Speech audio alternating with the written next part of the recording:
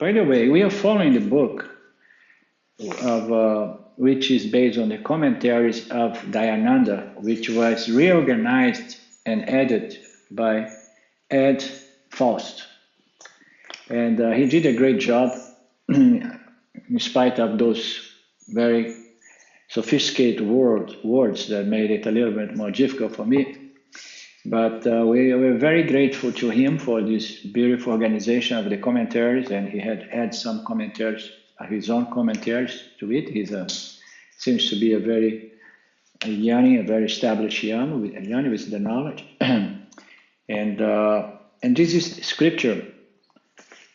And if I come back next year to do the Panchadasi, I want to go to the very nectar of it. Most probably, I will follow the book of Ramji on Panchadasi, which is called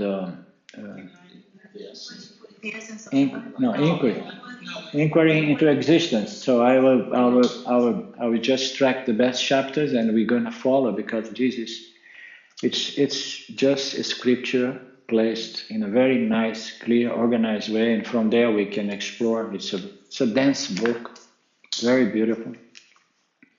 So most probably I will do that.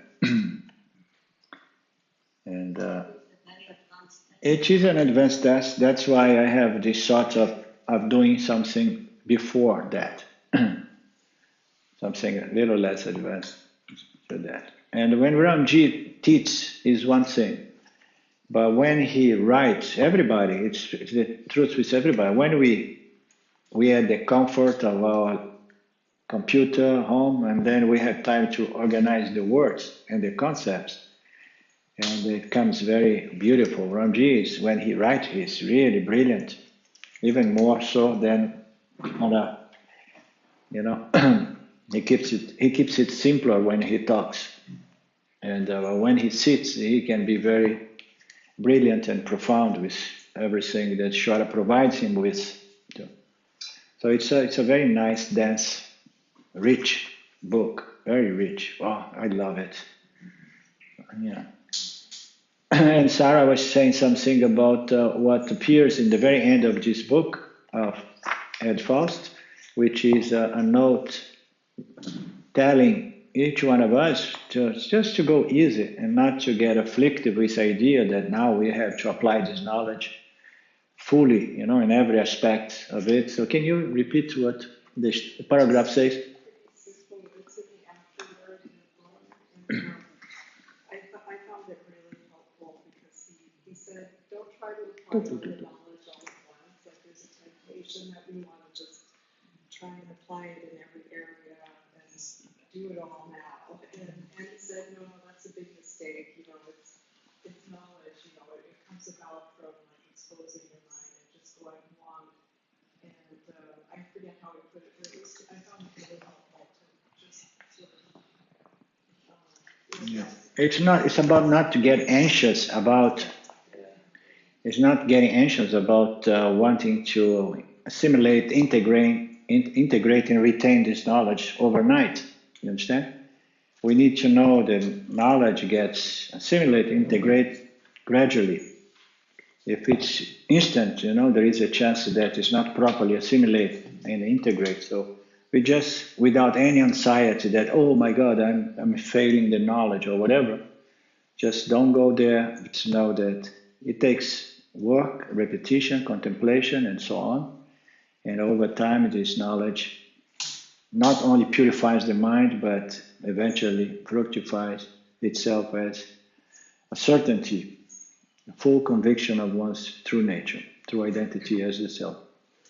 So we don't want to go into those thoughts like, oh, I'm not doing well, There is something wrong with my nididhyasana. No, ignorance is tough. Ignorance is really tough. We need to keep working on it. Huh? But it's a fact. We need to be patient, and we need to love our jivas, knowing that mistakes are made, part of the human experience of life. Nobody's perfect here.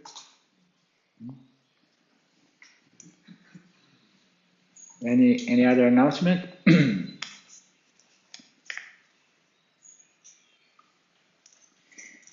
Sadashiva Samrambam Shankaracharya Madhyamam Asmadacharya Paryantam Vande Guru Paramparam Isvaro Gurate Meti Murtideva Vibhagine Vyomavada Vyapata Dehaya Dakshinamurtiya Namaha Sava Vedanta Siddhanta Gocharanta Nagacharam Govindam Paramanandam Satiguru Pranatoshmaham Om Shanti Ramji Dayananda Chamkara.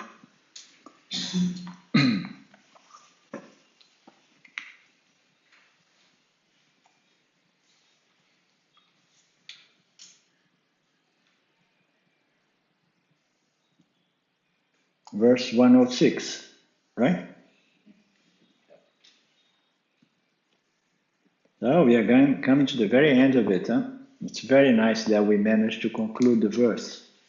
We are just about to say goodbye to each other, and the disciple is here and say, hey, goodbye, teacher. The disciple paid his respects to the teacher, his mind drowned in the ocean of limitlessness. He moved here and there, blessing everyone with his self-knowledge. You know, that's the beauty of this tradition. This knowledge keeps itself alive from student to teacher, student, and then student to other student to other student. We need to share the knowledge, but the best way to share it is by being well established in the self as the self. So we can share before the knowledge is firm. There's no problem, because this knowledge needs to be present to people out there who are looking for a way out of the human drama. The disciple paid his respects to the teacher. His mind drowned in the ocean of limitlessness. He moved here and there. He went about his life, doing his laundry, cooking his food, and not escaping the world, just living. Not trying to control or going to the Himalayas or find a cave, just meeting people in New York City and everywhere. Blessing everyone with one's self-knowledge, with the teachings, with love, peace, and certainty of knowledge of one's limitless nature.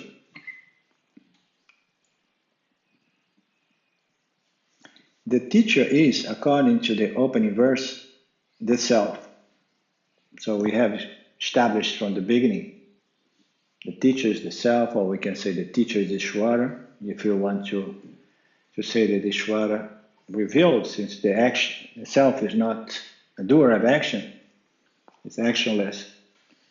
So Ishvara has revealed the knowledge. So the teacher is Ishvara, and these teachings were revealed by Ishvara, and Ishvara is no other but the self. It's so interesting. Awareness has this power out of itself, somehow generates this energy or power that can project the world of duality and get all human jivas trapped into ignorance and suffer. And the same way, the same power is going to project this knowledge, reveal this knowledge to those rishis who began working for it. Nothing comes from nothing here. Everything is a byproduct of one's effort. The moment that certain rishis start contemplating on the nature of the I, the self, the reality, immediately Maya, Ishvara began providing the answers. It's a demand and supply universe. So everything that somehow we put our minds on, work for, somehow eventually is manifest. So Ishvara Maya, the source of ignorance, is also the source of the scriptures. Who's doing that? It's on the other side. There's nothing we can do, of course. I'm gonna make sure that I speak a little louder.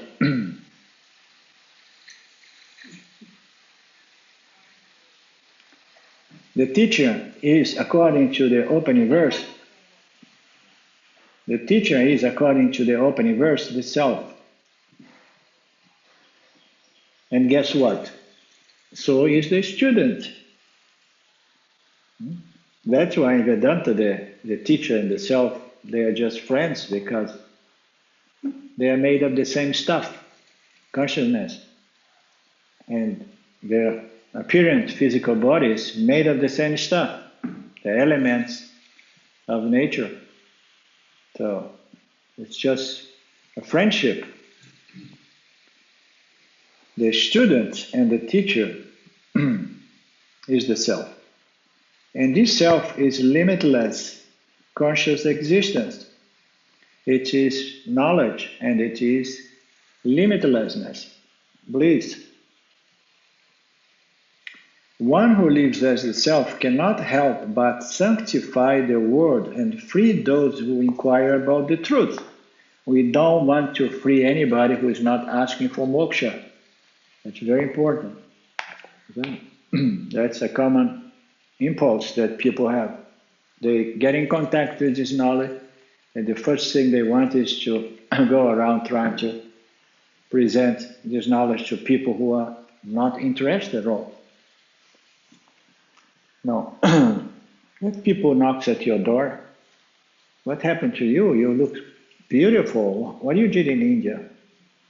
No, you look radiant, calm, relaxed, sharp, beautiful.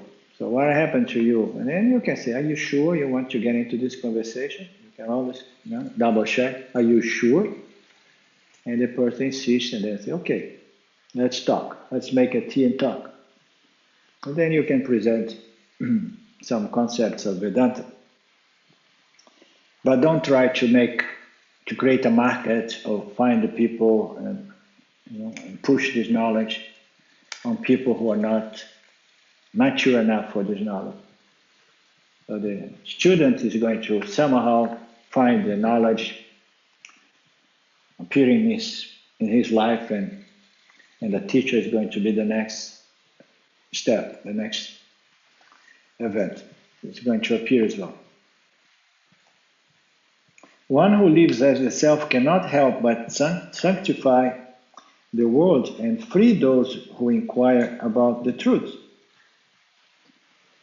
He is a generator of knowledge, and knowledge is bliss. Knowledge is happiness. Self-knowledge, of course. When a scripture refers to knowledge, it refers to the knowledge of that which puts an end for experiencing or any other things as a mean to resolve your human problem. You are complete, you are whole. This knowledge, the knowledge of our fundamental, independent, limitless nature. He's a generator of knowledge. For knowledge is all he knows, the self, and all he is. And what else is he going to talk about? What you're going to communicate after you know that this is the only thing worth talking about?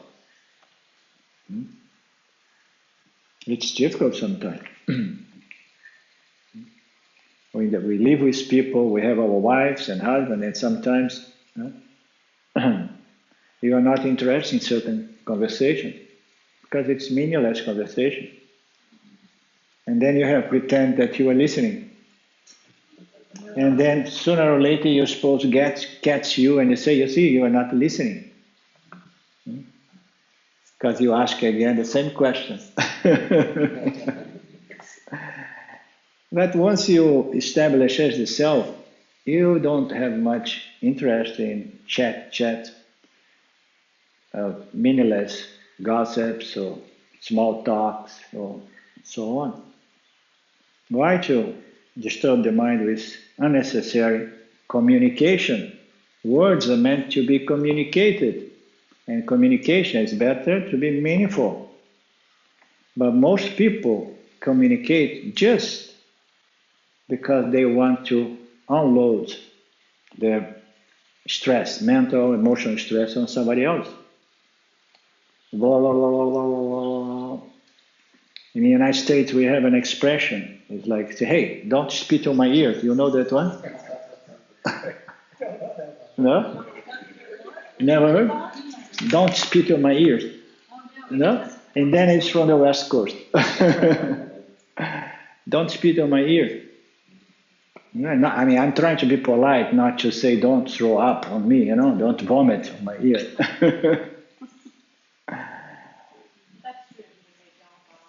Huh? Yeah. Yeah. So knowledge is all he is, and he generates proper and meaningful communication. And all he knows and all he wants to communicate. Yes. Regarding what you were just saying with this conversation, is it okay just to really walk away? I mean, instead of pretending to be nice, to pretend like something comes from that person, like, oh, this person is really Yeah. good or something. Yeah. Like, I totally Yeah. relate to Yeah. what you were just saying. Sometimes I feel like it's too tough, like what I'm doing, and I can't listen to it. Yeah. Yeah. So it's just gone. You have to learn to be a good liar. You just give a good excuse, a polite excuse. No, this is what they call a good lie. You say, oh, I'm so sorry. No, I have a dental appointment. Oh, I have to go to the bathroom. Oh, I'm sorry, I'm not feeling well right now.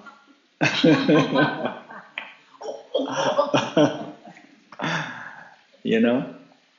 You'll be polite, you'll be friendly. I mean, we have to deal with samsaric stupid talks when we go to work, and most people work.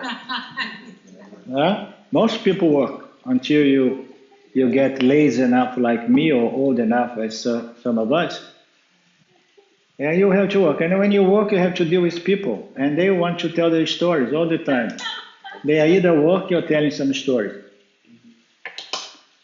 So we already have to put up with that, because if I'm going to tell you something that clarifies that. I used to live in Pune with Rajneesh, and I used to go to Europe to make some extra money. Often I used to go to Zorba the Buddha restaurants, where I was a chef in the ashram, and I used to be a good cook and so on. But then one time I heard that you can make more money working at the discotheques, at the Zorba the Buddha discotheques. That was all about Zorba the Buddha in those days. So I got a job on the Zorba the Buddha discotheque in Hanover, but I did not like it. I did not like the energy, the loud music. Make reference to the importance of our association. We need to associate with people, preferably, at least as wise as we are. We can associate with people who are less wise, but people who want knowledge, wisdom, we can help them. The best is to associate with wisdom, with the scriptures, we need to say,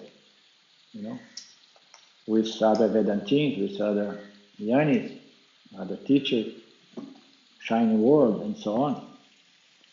Good association, proper association is fundamental. So we want to associate with Sattva, and we want to dissociate with Rajas and Tamas.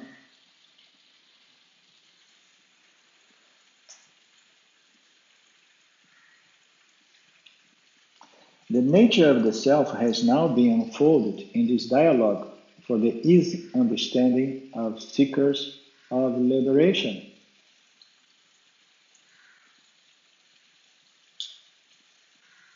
Which dialogue it means? The nature of the self has now been unfolded in this dialogue, and I think he refers to the whole text. Huh? Be unfolded in this dialogue for the easy understanding of seekers of liberation. So everything we have done so far, it was for the sake of facilitate the understanding of one's true nature for the inquirers, for the seekers of liberation.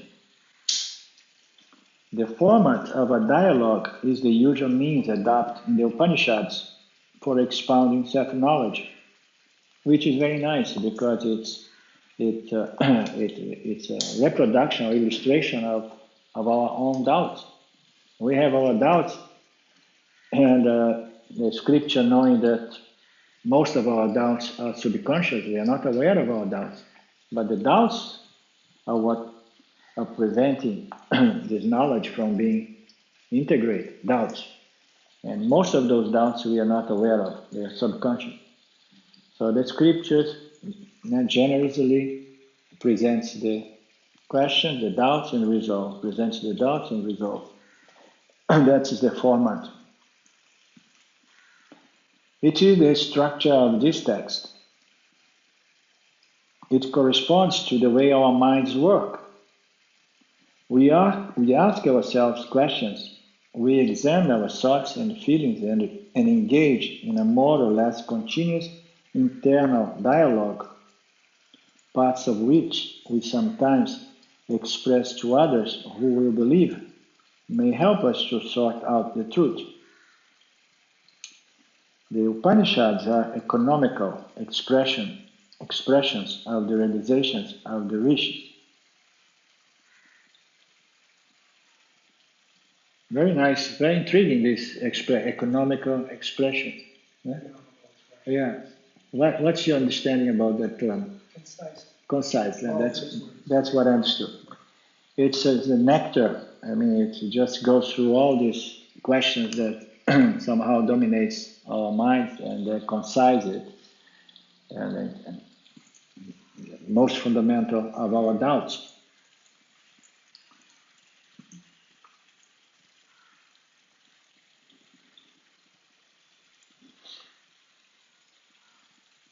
The Upanishads are economical expressions of the realizations of the rishis, the ancient seers who originated this tradition. They require knowledgeable commentary to be properly understood. So what we are doing here, we are expounding and exploring the commentaries, We are unfolding the commentaries, and we have been working from a huge platform, which is the platform of one of the greatest Vedantins of our times, which is Dayananda. We have using his commentaries as our base, and so that's why it has been so rich as well, so substantial.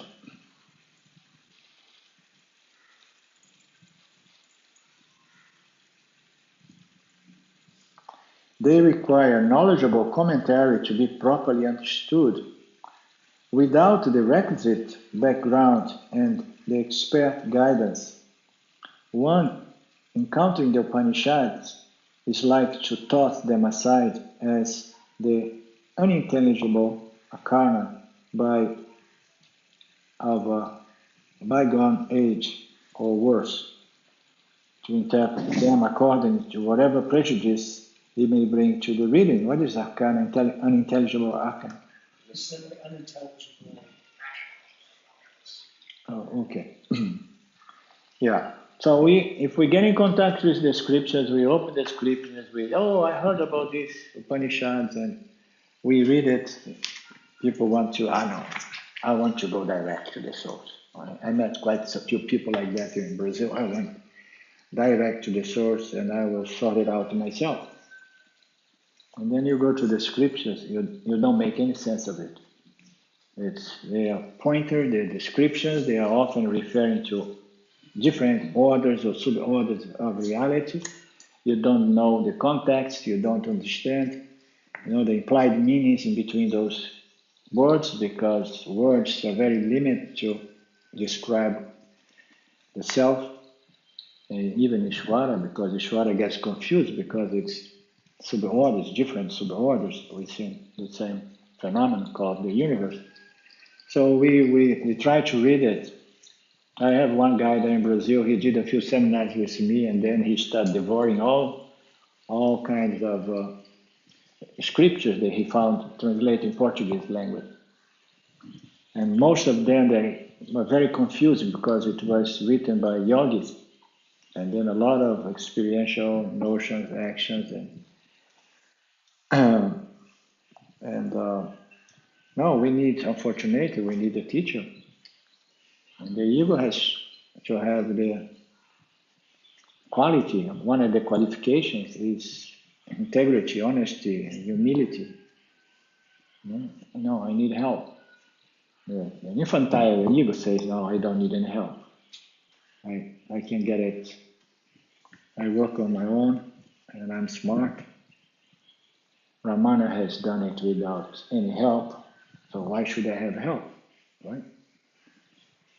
I can do it, especially if you're American. American, you get that.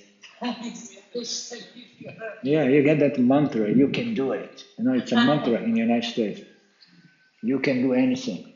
We have an expert. Huh? We have an expert mode of that stuff, I think. Yeah. Yeah, from your ex. We can do it. Yeah, yeah.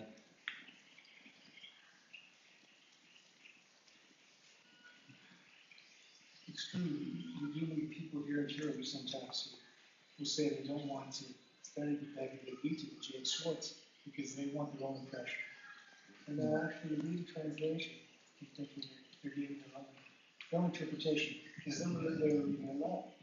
You can do that with it all. You want to read it all, but you want to read the premises. Yeah. But the Bhagavad Gita is not enough. Yeah. Yeah, most of the Bhagavad Gita, it's the verse, and the dialogue between Krishna and Arjuna, and the commentaries, and there are hundreds of Gitas out there. And how are you going to trust them? Every one of those commentaries is according to the writer, and many of those writers are not self-realized beings. Some of those writers are, but they believe that enlightenment is an experience, samadhi, and then they bring in all those notions of action, experience, time, and so on.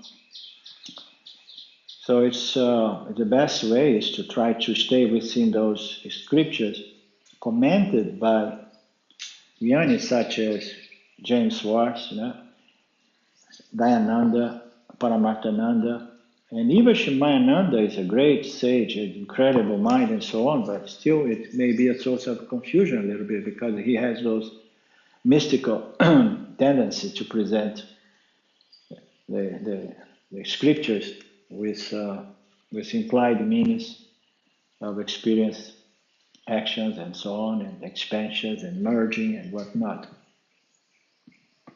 The best is to stay with the tradition as lately presented by Dayananda, Ramji and Paramarthananda.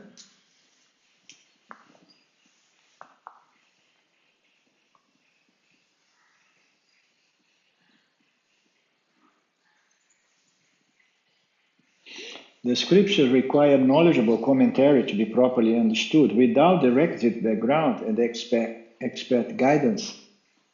And again, expert guidance is not necessarily someone who knows the scripture from A to Z, someone who knows all the verse, someone who knows Sanskrit and so on, or someone who wears orange clothes and so on. It's someone who understands what it means because it's someone who is established in the self as the self. And then it's easy to understand what they are saying. Because, oh, I know, of course. It's very simple. If you are not established as the self, your interpretation is going to be subject to error. Understand? You need to be established as the self.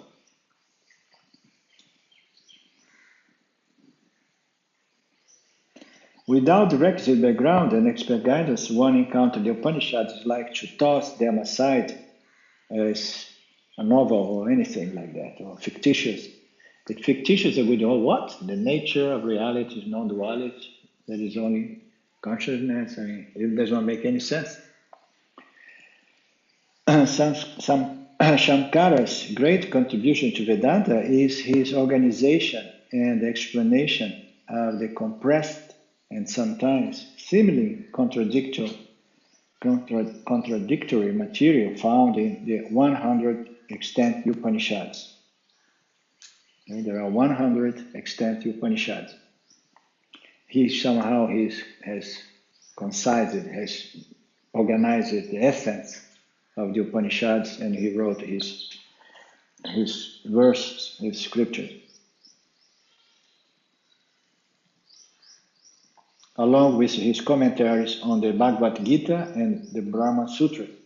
To this day, his work is a bridge which we can use to cross over from Mithya, the world of dependence on objects, on experience, or reflect reality, to Satya, the changeless substratum of limitless existence and knowledge, which is the self. This verse serves as an apologia, a statement in which you defend something that you strongly believe in. Did I put it there or it's in there?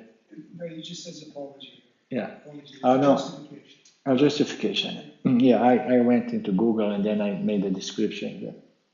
But James knows the word. Justification. This verse serves as a justification for the entire text. It has been written for one only purpose, which is understanding. Shankara takes us by the hand and leads us step by step to the recognition that we are none using the process called we are none, which is wrong here. We are none of the things. Oh, there is of the things. Yeah. Oh, it was cut on my. Just stop. Sankara takes us by the hand and leads us step by step to recognition that we are none of the things. And then can you read it because I mess up here?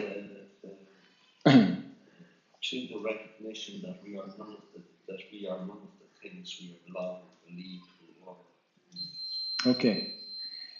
We're using the process called negation and superimposition. Is that the next sentence? Mhm. Yeah. Okay. Yeah. Okay. Which is the principal teaching of Vedanta. Yeah. The text considers the various sheets or identities that we mix up. Yeah, that I have. Thank you. Yeah. So as was mentioned yesterday, so he using this very brilliant, simple process of negation of every superimposition. So we expose that which is so real as a superimposition, then we negate, and then again we look at every level of the human experience, and we keep negating all those phenomenal objects with which we identify ourselves as a projection, superimposition.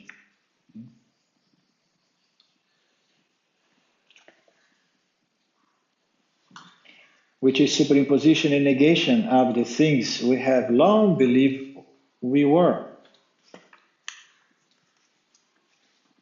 which is the principal teaching method of Vedanta.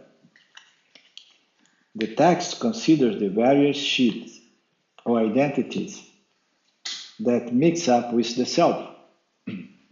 It shows us that they are ultimately unreal, mithya, and raises us to progressively subtle levels of understanding, or we can also say it keeps moving us to subtler and subtler levels of misidentification or misunderstandings. The whole progression in our spirit evolution is the misidentification with the denser to the subtler, the subtler, the subtler, the subtler, the subtler. Then until we get to the Anandamaya Kosha, we misidentify ourselves with very subtle phenomena. And raise us to progressively subtle levels of resolutions of misunderstandings, which brings about understanding. Are texts such as Viveka Chudamani strictly necessary? A question. We have, after all, the Upanishads themselves, along with with the other source texts of Vedanta. None of these texts, however, is designed to operate independently of the teacher-disciple relationship. So it's somebody's putting a question: is it really necessary? We have the original Upanishads. What is all this written, secondary, commentaries or text? It's challenging. Is it necessary? None of these texts, however, is designed to operate independently of the teacher-disciple relationship. So none of these commentaries or verse or text, they are to be worked on in the context of a teacher-disciple relationship. In Vivekachudamani, the student is not familiar with the Upanishads. He is confused by them. So he seeks a teacher. That's a nice illustration. I mean, the purpose of these writings from Shankara is to make the Upanishads easier to be presented, more simpler form, concise, and the nectar of the Upanishads. In Vivekachudamani, the student is not familiar with the Upanishad. He is confused by the words of the Upanishad. So he seeks a teacher. No text can take the place of a teacher, but works such as this can help anomalies to clarify our understanding so that we can benefit more readily from the guidance a teacher provides. We become inspired by the insights we gain from its reading, and this increases our longing for liberation, which is one of the 4 qualifications Shankara lists for the student of Vedanta, the burning desire. It is this longing that can be understood as the grace of Ishvara that leads us to the teacher. That's a nice point. What is grace? What is the ultimate grace? We know that grace is something beyond nitya, but yet the student has to earn grace. Yeah? What is this grace? Grace is to come to the point of developing, this burning desire for moksha, liberation, self-knowledge. This is the ultimate vasana, the ultimate grace. Ishvara may provide one with.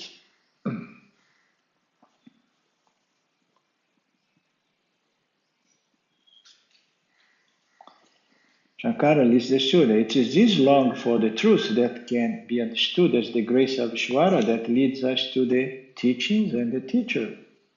And so this is the ultimate grace. And then after that, one needs to do one's work. Because as we have established, only the individual can remove his own misconceptions about one's own nature and identity. There is at present something described as Neo-Advaita, or the Satsang movement. Able critiques of its shortcomings have been supplied by genuine teachers of Vedanta, and it's mentioned here only to illustrate the value of texts such as Vivekachudamani. The Neo-Advaitine, the teachers pronounce the conclusion of the Upanishad, you are that. That's the most common thing. We find in the Neo-Advaita movement is like everybody gives you the final knowledge. You are that. But they don't back up that statement with logic. The logic has to be based on one's own unexamined experience of life to make sense and to be taken as my own truth. You don't take truth unless it's our truth, you understand? We need to be convinced and say, oh no, this is my truth. I have put it to the test and it makes sense, it's common sense.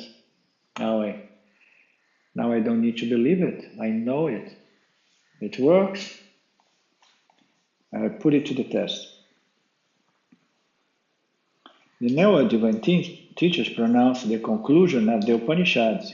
You are that. All is consciousness, and you are that.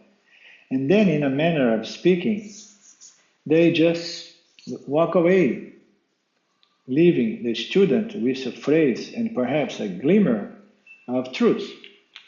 They provide some more words, but they are mostly very vague and confusing, experiential. Right? Just wait and contemplate, look for the source of the mind. I mean, those are very vague instructions, you know. Yeah. Look for the, what is that? What I'm going to do is look for the source of the mind. I was trying to find the source of the mind for 20 years. Does not give you much, huh?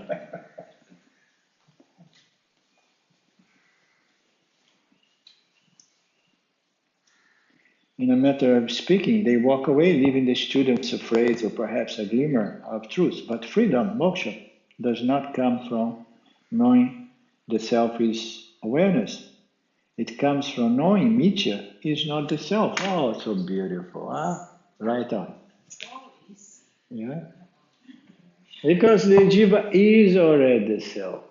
It can only come about by the removal of our ignorance. It's an indirect method. Often I have been saying that is Vedanta is a teaching methodology that works indirectly because it cannot produce the self. It indirectly produces the self by removing the ignorance. But has it produced the self? No. It has revealed the self as oneself. It does not come from knowing the self is awareness. You are that, you are awareness, you are limited, you are the absolute, and so on. You have to go in Mitya. You have to bring up the ignorance, expose them, so that it can be put to test. Knowledge and ignorance, just, how you say duelo? Duel. You know, you just put the ignorance and knowledge, like in the old days. These people in India, they used to have fun going to this Dharma combat, Dharma talks. You know, you just let it be your Dharma talk. You just present knowledge and your ignorance, and then that's the only way. Ignorance has to come out from the closet and so on because it hides itself.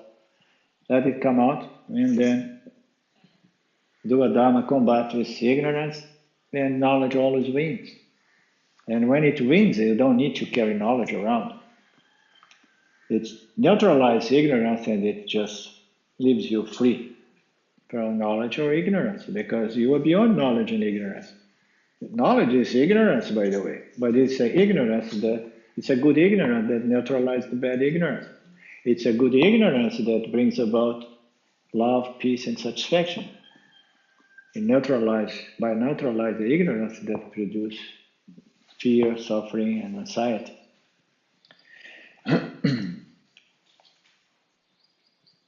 It comes from knowing Mitya. It's not the self. Shall we stop?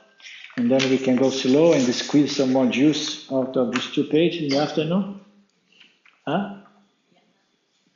Sarah was saying that there's a commentary that She spoke too. We already covered that. Yeah.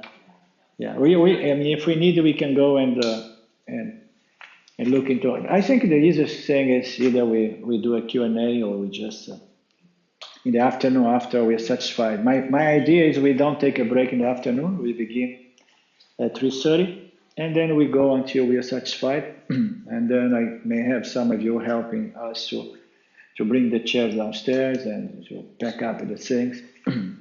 Is that a good plan? Yes. Yeah? Then let's have lunch and we meet together at 3:30.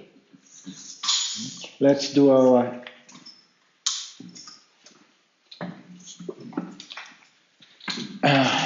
offer of gratitude to the Sampradaya, to Shankara particularly.